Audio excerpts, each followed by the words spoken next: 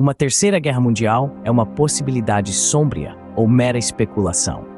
Esta é uma pergunta que tem estado na mente de muitos, dada a complexidade intrincada de nosso cenário global.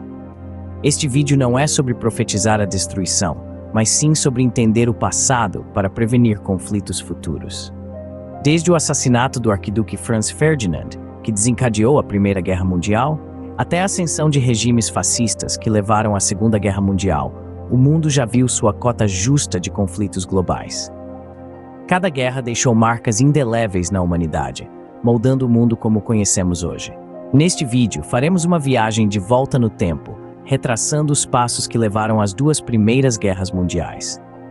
Também exploraremos gatilhos potenciais que poderiam, infelizmente, acender um terceiro conflito global. Nosso objetivo é extrair lições do passado para fomentar um futuro de paz. Portanto, apertem os cintos enquanto mergulhamos nas ondas turbulentas da história. The First World War, a conflict that reshaped the world. The early 20th century was marked by a surge of nationalism, militarism, and imperialism. These ideologies, fueled by industrialization and competition for colonial territories, were the underlying triggers that led to the outbreak of World War I. But it was the assassination of Archduke Franz Ferdinand of Austria-Hungary in June of 1914 that lit the fuse, propelling the world into a devastating four-year conflict. Nationalism, the belief that one's own nation is superior to others, led to a fierce competition among Europe's powers, particularly within the volatile Balkans. Militarism, on the other hand, saw countries amassing weapons and strengthening their armies, creating a precarious balance of power. Imperialism, the hunger for colonies and resources, increased tensions as countries vied for control over the same territories. The assassination of Archduke Franz Ferdinand was the spark that ignited this volatile mix.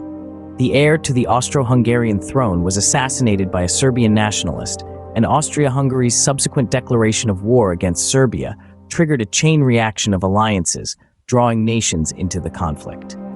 The impact of World War I was far-reaching and profound. It resulted in the loss of over 17 million lives, both military and civilian, making it one of the deadliest conflicts in human history.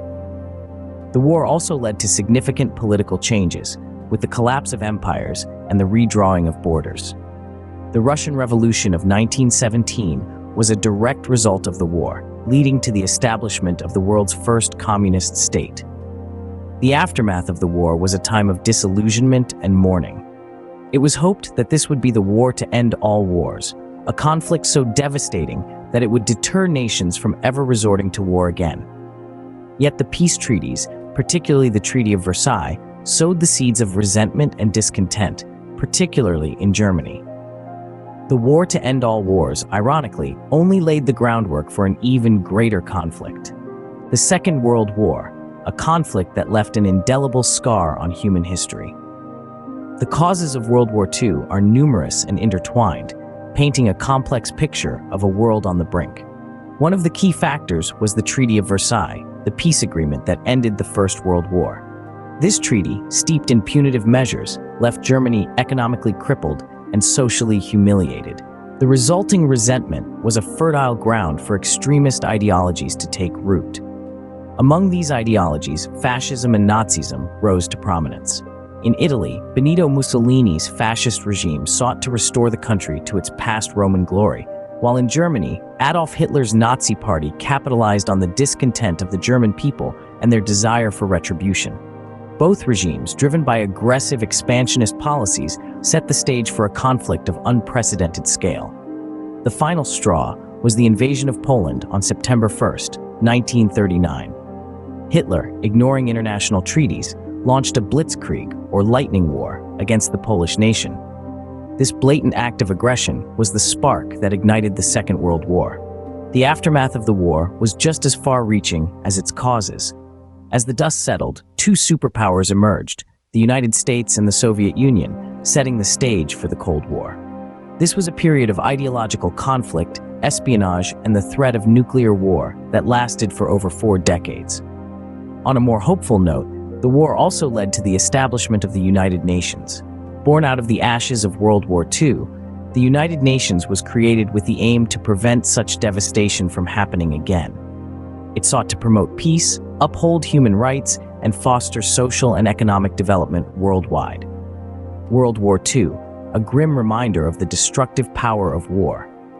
It serves as a stark warning that conflicts, when left unchecked, can escalate into a catastrophe that engulfs the whole world.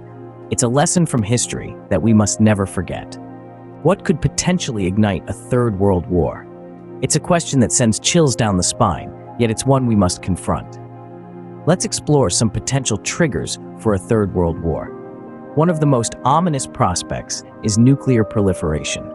As more nations gain access to nuclear technology, the risk of these weapons falling into the wrong hands or being used in a conflict escalates.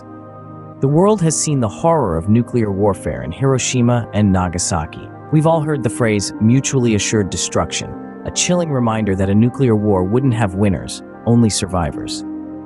Now let's consider resource scarcity. As the world's population continues to soar, natural resources are becoming increasingly strained. Water, oil, food, and even arable land are finite, and competition for these resources could escalate into conflict. A world war could be sparked not by ideological differences or territorial disputes, but by the basic human need for survival. Rising global tensions cannot be ignored either. We live in a world that's more interconnected than ever, yet divisions seem to be deepening. Nationalism is on the rise in many parts of the world, and geopolitical rivalries are becoming increasingly heated. A single spark in these volatile conditions could ignite a global conflict. But it's not all doom and gloom. While these triggers are real and frightening, it's crucial to remember the role of diplomacy and international cooperation in preventing such a catastrophe. We've seen the power of diplomacy in diffusing crises, fostering peace, and promoting mutual understanding among nations. The United Nations, the European Union, and countless other international organizations and treaties exist for this very purpose. Moreover, the advent of digital technology and social media has given rise to a new kind of diplomacy, digital diplomacy. This form of diplomacy allows for instant communication between nations, fostering a sense of global community and making it harder for conflicts to escalate unnoticed. In the face of these potential triggers, it's more important than ever to champion international cooperation, to foster dialogue, and to work towards a world where conflicts are resolved peacefully. It's a challenging task, but not an impossible one. The future is not set in stone. It's our actions that will determine the course of history. We can choose to let these potential triggers push us towards a third world war, or we can choose to learn from the past, to invest in diplomacy, and to strive for a future where war is a last resort, not an inevitable consequence. The choice is ours, and the time to act is now. The future is not set in stone. It's our actions that will determine the course of history. What can we learn from the past to prevent a third world war? To answer this question, let's revisit the key points we've discussed so far.